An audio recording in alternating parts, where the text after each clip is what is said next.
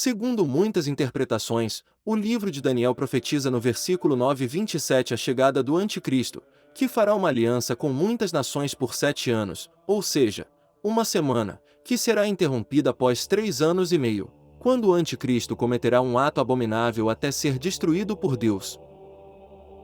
Ao examinar atentamente o texto massorético em hebraico, vemos que várias palavras podem ter múltiplas interpretações, mas uma das maneiras mais comuns de traduzir o texto é a seguinte: E ele confirmará a aliança com muitos por uma semana, e no meio da semana cessará o sacrifício e a oferta, e por causa da propagação das abominações, fará uma desolação, até que a consumação que está determinada seja derramada sobre a desolação. A maioria das pessoas diz que ele é uma pessoa má, o Anticristo. Mas será que isso é verdade? Se lermos o versículo anterior, 9:26, Daniel afirma que ele será o Messias cortado. Ou seja, ele é quem é cortado, Yeshua, Jesus. E com essa suposição em mente, podemos encaixar Jesus perfeitamente no versículo 9:27. Ele confirmará uma aliança com muitos, porque os acordos anteriores foram feitos com pessoas únicas, Abraão, Moisés e Jacó, que representavam um único povo. Então, durante 3 semanas e meia, ou anos, o tempo em que Jesus pregou com seus apóstolos, ele fez uma aliança com 11 deles. Ou seja, muitos. E, de acordo com alguns historiadores, a conversão de Saulo ocorreu por volta de 33 a 36 depois de Cristo. Portanto, é muito provável que esse evento tenha ocorrido 3 anos e meio após a morte de Jesus, pois, se Jesus morreu entre 30 e 33 DC e a conversão de Saulo ocorreu por volta de 33 e 36 DC, estamos próximos do número correto, 3,5 anos, totalizando 7 anos preditos por Daniel. A aliança com muitos foi selada após a conversão de Saulo, os 12, muitos, apóstolos. Novo Testamento. A Nova Aliança. Onde o corte do Messias, ocorrido 3 anos e meio após o início da pregação de Jesus com os apóstolos, foi uma abominação em si mesma, e o Messias foi abandonado para morrer sozinho. Desolado. Até Pedro o negou. A abominação, para os judeus, foi o que aconteceu em seguida, o terremoto que quebrou algumas pedras do templo e o rasgo do véu do templo, descritos em Mateus 27:51, Marcos 15:38 e Lucas 23:45. Ocorreu imediatamente após a morte de Jesus na cruz.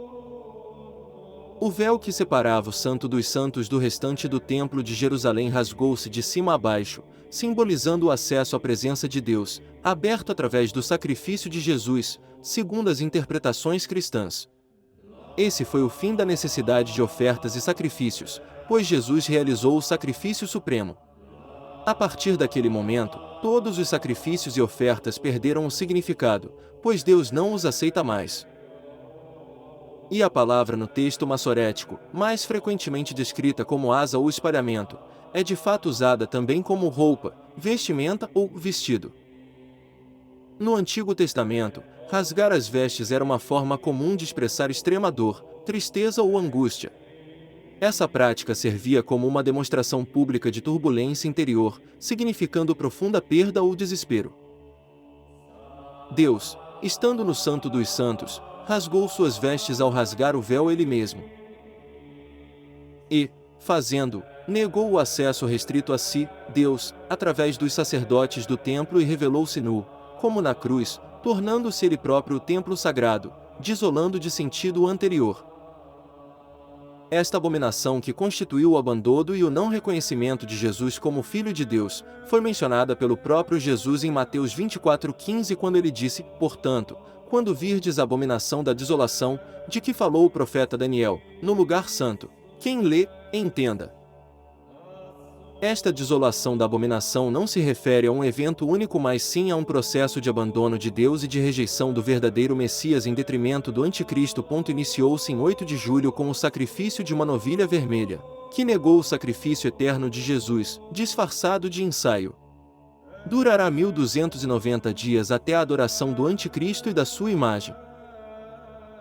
Mas aqui Jesus está falando sobre o fim dos tempos.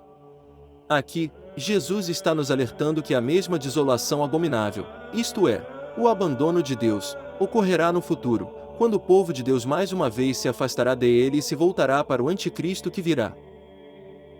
Essa figura sombria virá como um salvador, unindo judeus e muçulmanos e até mesmo cristãos enganados, pois supostamente, ele terá as 12 tribos e Maomé, um falso profeta, em seu sangue e apresentar-se-á como símbolo de toda a semente de Abraão. Mas nem toda a semente de Abraão é boa e este homem serve a iniquidade, o mal, a mentira, a injustiça e o orgulho. Mas ele pregará belas palavras de condescendência que enganarão aqueles que seguem lobos em pele de cordeiro, mas logo revelará a sua verdadeira natureza maligna. Então, não há anticristo no versículo 9:27 de Daniel. Apenas Jesus e mais uma profecia de Daniel cumprida.